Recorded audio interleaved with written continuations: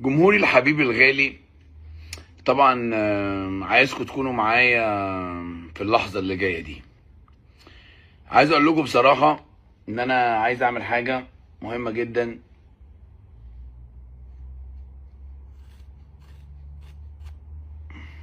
عايز اعمل حاجة مهمة جدا جدا جدا، عايزكم تساعدوني عليها. ايه السبب بقى؟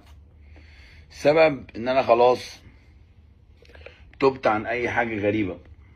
مش هعمل اي حاجة غريبة، اي حاجة تزعل جمهوري اللي بحبه يقعد يقول لي لا انت ليه عامل كده، مش هعملها تاني. طبعا هتقولوا ليه هو كل شوية يعمل حاجات ويرجع يعتذر ويرجع يقول سوري. مش مهم انتوا هتقولوا ايه، المهم ان انا مش هلاقي جمهور زعلان مني في اي حاجة تاني في حياتي وهعملها.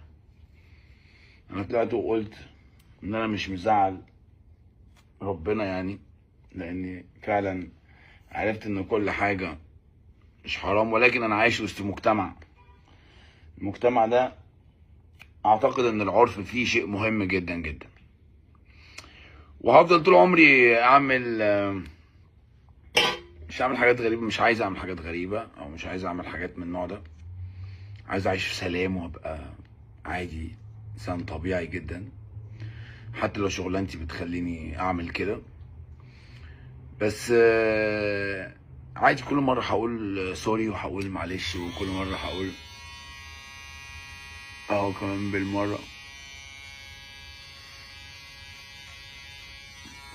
هقول ايه، هقول معلش وهقول للناس تسامحني دايما. وربنا دايما بيقبل من اي حد يبقى عايز يدوب وسط المجتمع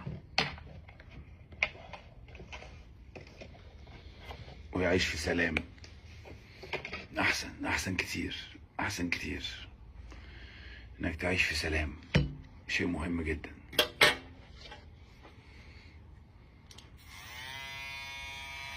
عايز اقول للناس كلها اللي زعلت مني وقالت لي هو عامل كده، سامحوني للمرة ال20,000. بس اعمل ايه؟